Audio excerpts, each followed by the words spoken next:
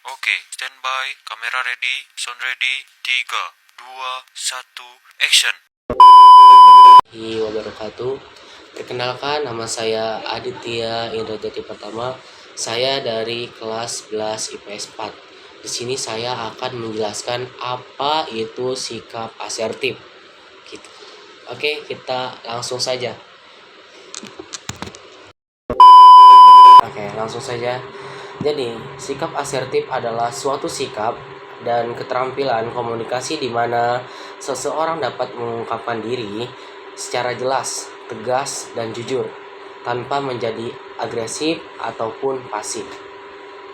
Orang yang asertif memiliki kemampuan menyampaikan pendapat atau kebutuhan mereka dengan percaya diri, dan mereka juga menghormati pendapat orang lain.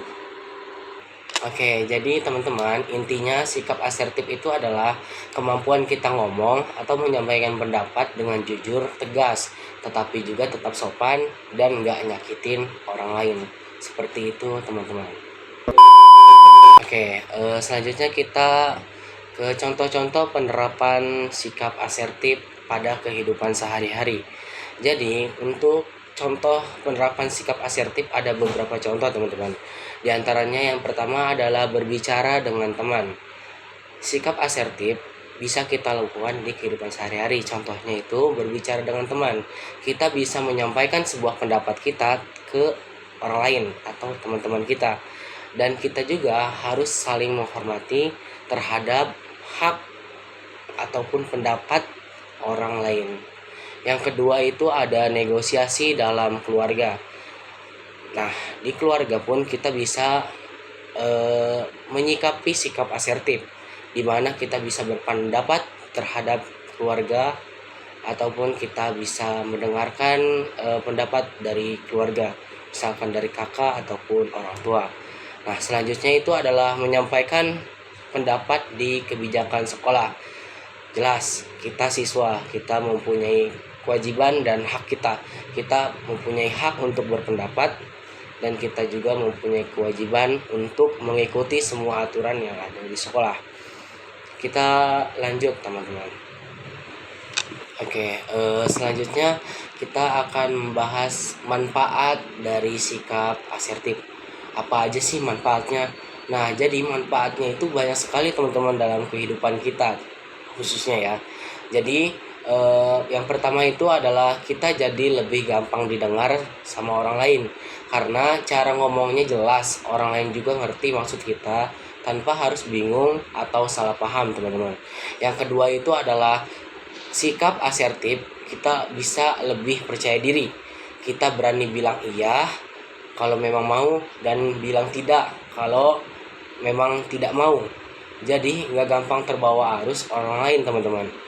Nah, yang ketiga ini, hubungan kita sama orang lain juga bisa lebih sehat karena kita bisa saling menghargai, nggak ngegas, nggak juga pasrah aja, tapi ada di tengah-tengah atau netral, teman-teman.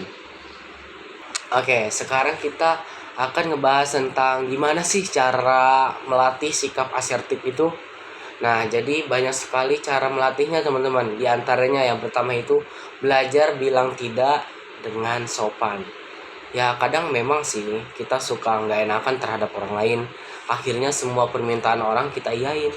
Padahal kan nggak, kalau nggak sesuai ya kita bisa nolak dengan halus, kayak misalkan, maaf ya, aku nggak bisa sekarang soalnya lagi ada kerjaan. Bisa gitu, teman-teman. Yang kedua itu ada latihan ngomong jujur tentang perasaan. Ini sangat penting, teman-teman. Kita harus jujur terhadap perasaan kita sendiri. Misalkan nih kita lagi kesel, jangan dipendam, teman-teman, atau malah meledak-ledak di dalam hati. Coba ungkapin dengan tenang, kayak misalkan, aku sebenarnya kurang nyaman kalau kamu ngomong kayak gitu. Jadi jelas, teman-teman, tapi nggak nyakitin juga. Nah, selanjutnya itu ada latihan kontak mata dan bahasa tubuh. Ini sangat penting karena jangan ngomong sambil nunduk atau ngegas banget. Cukup tatap lawan bicaranya dengan tenang, suara jelas dan senyum tipis biar kesannya ramah, teman-teman. Nah, yang selanjutnya ini yang keempat atau yang terakhir, mulai dari hal kecil dulu, nggak perlu langsung hal besar. Coba latihan asertif ke teman dekat atau keluarga, misalnya minta tolong atau menolak ajakan mereka. Lama-lama bakal kebiasaan kok. Jadi begitu ya teman-teman. Cukup sekian dari saya. Kita tadi sudah membahas bagaimana pengertian sikap asertif, dan contoh penerapan, manfaat, dan gimana sih cara melatihnya. Mungkin cukup sekian. Saya akhiri pertemuan kali ini. Semoga pertemuan kali ini membawakan hasil ataupun ilmu yang bermanfaat. Saya Aditya Indrajati Pertama izin mengundurkan diri. Kurang lebihnya mohon maaf. Wassalamualaikum warahmatullahi wabarakatuh.